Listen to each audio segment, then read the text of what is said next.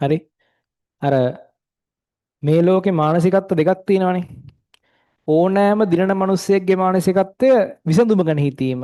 ඒ කියන්නේ දැන් කඩළු පැන දිවීමක් තරඟයකට යන මිනිස්සෙට ඒ මිනිස්සයාට ඕනනම් ටාගට් එක ගැන හිතන්නත් පුළුවන්, කඩළු ගැන හිතන්නත් පුළුවන් නේ. කියන්නේ ඌ සමහර උන් දකිනවා ටාගට් එක. සමහර උන් දකිනවා කඩුල්ල. ඒක සම්පූර්ණයෙන්ම ලෝකෙ මෙන්ටැලිටි දෙකක්.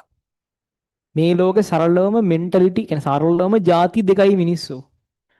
පරදින මිනිස්සු සහ දිනන මිනිස්සු. දිනන මිනිස්සුන්ගේ පළවෙනි දේ පට්ට පොසිටිව් මයින්ඩ් සෙට් එකක් තියෙනවා. පරදින මිනිස්සුන්ගේ පට්ට නෙගටිව් මයින්ඩ් සෙට් එකක් තියෙනවා. ඔච්චරයි තියෙන්නේ. පරදින කියන්නේ අඩුම ගානේ සාමාන්‍ය විදිහට ජීවත් වෙන මිනිස්සුන්ගේ පට්ට නෙගටිව් මයින්ඩ් සෙට් එකක් තියෙනවා. පට්ට පොසිටිව් මයින්ඩ් සෙට් එක පට්ට නෙගටිව් මයින්ඩ් සෙට් එක. ඔච්චරයි වෙනස. ඒ පට්ට ඒ මේක හොඳටම අධ්‍යයනය කරලා බලන්න ඔයාලට දැන් වෙලාවක් නැහැ නේ ওই සමාජය අධ්‍යයනය කරන්න. අර මම මාර කැමති විෂයක් තමයි සමාජය අධ්‍යයනය කිරීම. සමාජ අධ්‍යයනය නෙමෙයි අර ඔලවල තිබිච්ච එක නෙමෙයි. එතකොට අර මේ නෙගටිවිටි එක තියෙන මිනිස්සු මාරම නෙගටිව්. ඒ මිනිසුන්ගේ ජීවිතේ කවදාවත් හරියන්නේ නැහැ, හරියන්නේ නැහැ, හරියන්නේ නැහැ, හරියන්නේ නැහැ. පොසිටිවිටි එක තියෙන මිනිසුන්ගේ මාරම ජීවිතේ පොසිටිව්. ඕක ගැන රිසර්ච් එකක් කරලා තිබ්බා. මේ සෝෂල් එක්ස්පෙරිමන්ට් ලංකාවේ කරලා තිබ්බ ඔය ධම්මික පෙරේරා කම්පැනි එකේ ධම්මික පෙරේරා කම්පැනි එකකින් එයාගේ ඉන්ටර්විව් එකකදීත් ඒක ගැන කියනවා. මේ ඔය දැන් සෝෂල් මීඩියා වල negative comments versus social media කියන්නේ Facebook YouTube පොසිටිව් කමෙන්ට්ස් කියන ඒ කට්ටියගේ ඇතුළ අභ්‍යන්තරය ගැන හොයලා බැලුවලු ඒගොල්ලෝ. එහෙම කියනවා එයා ඉන්ටර්විව් එකකදී. ලංකාවේ මේ රිසර්ච් එකක් කරාගෙන. ඔය නෙගටිවිටි නෙගටිව් කමෙන්ට්ස් කියන්නේ ජීවිතේ හැම වෙලාවෙම කියන්නේ බනින්නේ මිනිස්සුන්ට වැරදි කියන්නේ බනින්නේ. දැන් අර මිස් වර්ල්ඩ් එකේ අර මොකද්ද මිස් වර්ල්ඩ් එක ගැන හෙන පොඩ්ඩක් කතාව ගිහිල්ලා ෆේමස් වෙලා එනකොටම මිනිස්සු සමහර මිනිස්සු බයින්න ගත්තානේ දැන් අඩුපාඩු කියලා වැරදි කියලා මොනවා හරි කියලා. ඒ වගේ අර එහෙම නෙගටිවිටි එකක් එළියට එන්නේ ඒ මිනිසුන්ගේ පොඩි කාලේ ආදරේ ලැබිලා නැති මිනිස්සුරු සමහරු. අර ජීවිතේ එහෙන ඇචීව්මන්ට්ස් නැති මිනිස්සුරු. කියන්නේ අර කොහේ හෙන හිස්තනක් තියෙන මිනිස්සුරු. ඒ කියන්නේ අර අමාරුවෙන් ඩේටා කාඩ් එක දාගෙන වයින්නවා. මාරුවෙන් ඩේටා කාඩ් එක දාගෙන බයිනින් උන් ඉන්නේ එහෙමලු. අර පොසිටිව් කමෙන්ට්ස් දෙන්නේ ඌට අර ඔය ජීවිතේ එහෙන දැන් ඉස්සරහට යමින් ඉන්නේ ඌ ඉදිරියට හොඳ ගමනක ඉන්නේ. ඌගේ ඉන්න තැන ගැන ඌට සතුටුයි. එහෙම අර ජීවිතේ අර ඇචීව්මන්ට්ස් තව ඉස්සරහට මහා ලොකු දෙයක් ඇචීව් කරන්න නැති හෝ ඒ ඇචීව්මන්ට් එකට යන පාරේ යන මිනිස්සු තමයි මේ පොසිටිවිටි එක වෙන මිනිසුන්ට බෝ කරන්නේ. තව මිනිස්සෙක්ගේ හොඳක් කියන්නේ, තව මිනිස්සෙක්ට යහපතක් වෙන්න කියලා ප්‍රාර්ථනා කරන්නේ. ඒක එහෙමලු මේක මෙහෙමලු මම දැක්ක මේක අර හරි ටීවී එකේ ඉන්ටර්විව් එකේදී කියනවා එයා කරපු සෝෂල් රිසර්ච් එක ගැන. අර මේ ටොක්සික් වයිබ් එක පතුරවන මිනිස්සු සහ පොසිටිව් වයිබ් එක පතුරවන මිනිස්සු ගැන. මේගොල්ලෝ ළඟ හිටියාම ඔයත් ටොක්සික් වෙනවා. මේවා දකින්න ඔයාටත් ඒ විස ආග්‍රහණ විස වදිනවා. මේගොල්ලෝ ළඟ හිටියාම ඔයාගේ ජීවිතේ හොඳ වෙනවා. විස සහ හොඳ හරිද? ඉතින් මෙහෙම මිනිස්සෙක් නෙවෙයි නම් ඔයා මෙහෙම මිනිස්සෙක් වෙන්න ඔයාට මෙහෙම මිනිස්සු වන්න බෑ නම් ඔහොම මෙහෙම මිනිස්සෙක් වෙන්න. මේක සම්පූර්ණයෙන්ම මුළු ජීවිතේම නදාපවතින මයින්ඩ්සෙට් දෙක මේ දෙක. මේ කියන්නේ දිනන්නමයි යන්නේ ආයි. ප්‍රශ්නයක් නැහැ. ප්‍රශ්න 100ක් අතර එක හොඳක් දකිනවා. ප්‍රශ්න 100ක් අතර එක හොඳක් දැකලා ඒක පස්සෙන් යනවා. ඒක හරහාම ගිහින් ගේම ගහනවා.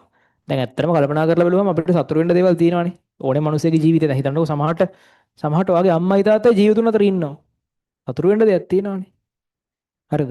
එහෙම සතුරු වෙන්න දෙයක් තියෙනවනේ මාර ලොකු දෙයක් නේ ඒක. එහෙම නැත්නම් සමහරලාට මොනවා හරි නරක දේවල් උත්සති. හැබැයි හොඳ දේවල් ගොඩක් තියෙනවා. ඒක ගැන ඒක ඔයාගේ බේස් එක කරගත්තා. ඒක ඔයාගේ පළවෙනි හයිය කරගත්තා. මොකක් හරි තියෙන හොඳ දේ සමහරලාට ඔයාලට සල්ලි දින වෙන්න පුළුවන්. සමහරට සල්ලි නැහැ. මොකක් හරි තියෙන බේස් එක හොඳ දේ කරගත්තා. එතනින් සමහරට අඩුම ගානේ මිනිස්සුන්ට හිතන්නකෝ අත්පය හතර හරි හොඳට තියෙනවා. මොකක් හරි දෙයක්. ඒ මොකක් හරි එක එක්කෙනාට වෙනස් වෙන්න පුළුවන්. ඒ තියෙන මොකක් හරි හොඳ දේ බේස් එක කරගත්තා. එතනින් ස්ටාර්ට් ගියා. ඔයාට පොසිටිව් මිනිස්සු හොයන්න බැයි නම් ඔයා පොසිටිව් මිනිස්සෙක් වෙන්න අනිත් මිනිස්සුන්ට පොසිටිවිටි එක දෙන්න. එතකොට සියල්ල හරියනවා. හරිද? දකින්න එපා හැම දෙයකම වැරද්දක් අඩුපාඩුවක් අවුලක් Tamanට නොලැබිච්ච දෙයක් අසාධාරණයක් දකින්න එපා. ඔයා හැම වෙලාවෙම හොඳම දේ විතරක් දකින්න. නරක දේ පැත්තකට කරලා තියන්න. දිනනවා නම් මයින්ඩ්සෙට් එකේ නෙවෙයි දිනනවා. මම දැකලා දෙනවා පට්ට වයසට ගිහිල්ලා පවා මේ මයින්ඩ්සෙට් එකේ ඉන්න මිනිස්සු. ඒ කියන්නේ මුළු ජීවිතේම මේ මිනිස්සු ඉඳලා තියෙන මේ නෙගටිව් මයින්ඩ්සෙට් එකේ. ඒ හරහා ගින් ජීවිතේම ඔහේ ඉඳලා අර කණ්ඩවත් යන අමාරුවෙන් කාලා බීලා ඉඳලා ඔහේ ජීවිතේ ගෙවලා අන්තිම කාලේ පවා පට්ට නෙගටිව් වයිබ් එකේ ඉන්න මිනිස්සු මම දැකලා තියෙනවා. මුළු කාලෙම එච්චරයි. කිසිම ඇචීව්මන්ට් එකක් නැහැ. එච්චරම තමයි. අනිත් මිනිස්සුන්ට බැන බැන මුළු ජීවිත කාලෙම ජීවත් වෙනවා. එච්චරයි. අනිත් මිනිස්සුන්ට බැන බැන. හරිද? ඒ නිසා මේ ඔයාට මොකක් හරි වැඩක් කරන්න මේ බාධක තියෙනවා උදව් වෙන දේවල් තියෙනවා. බාධක තියෙනවා උදව් වෙන දේවල් තියෙනවා. බාධක ගැන අමතක කරා උදව් වෙන දේවල් ගැන හිතුවා එච්චරයි. ඒ නිසා ඔයා බාධක ගැන නම් හිතන්නේ ඔයාට වෙන්නේම ඒවම තමයි. බාධක ගැන හිතන්න ෆෝකස් කරන්න හිතන්නේ බාධක ගැනම තමයි. ඒ නිසා උත්තරය ගැන හිතන්න ප්‍රශ්න ගැන හිතන්න එපා උත්තරය ගැන හිතන්න. ඔය මයින්ඩ්සෙට් එක වෙනස් කරගන්න එක හරි වැදගත් ඈ. මාර වැදගත්. ඕන කෙනෙක්ට මේ මයින්ඩ්සෙට් එකේ චේන්ජ් එක කරන්න පුළුවන්. ඔයා දැන් ඉන්නේ නෙගටිව් වයිබ් එක නා පොසිටිව් වයිබ් එකට. ඒක හැමදාම හිතලා උදේට කල්පනා කරගෙන ඉන්න. දවස පටන් ගන්නදී කල්පනා කරලා බලන්න. ඔයාට ඇත්තටම දැන් තියෙන දේවල් ටිකක් තියෙනවනේ. එතනින් ඉන්නේ ඔයා ගේම් ගහන්න ඕනේ මොනවා හරි දේවල් ටිකක්. මොනවා හරි තියෙනවනේ. කණ්ඩ හරි තියෙනවනේ අඩුම ගානේ සමහරලාට. සමහර වෙලාවට හරි කණ්ඩ තියෙනවනේ. එතන ඉඳන් ගේම ගහන්න. එක එක්කෙනාගේ ජීවිතේ මූණ දෙන්න වෙන සිදුවීම් වෙනස්. සිද්ධි වෙනස්. ඒ නිසා ඔයා කම්පෙයාර් කරන්න ඕනේ නැහැ. අරයා ෆස්ට් ෂයි ගියා මං තර්ඩ් ෂයි යන්නේ ඒව ප්‍රශ්නයක් නැහැ. කම්පෙයාර් කරන්න බෑනේ. වෙනස්නේ සිදුවීම් ඔක්කොම. එක එක්කෙනාට සිද්ධ වෙන්න වෙන සිදුවීම් වෙනස්. ඒ නිසා කම්පෙයාර් කරන්න එපා. කිසිම කෙනෙක් එක්ක කිසි දෙයක් කම්පෙයාර් කරන්න එපා.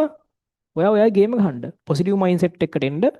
ඒක තමයි ජීවිතේ මනුස්සයෙක් ලැබෙන්න පුළුවන් හොඳම දේ. ඒක උපතින් ලැබෙන්නේ නැහැ. ඒක හදන්න ඕනේ.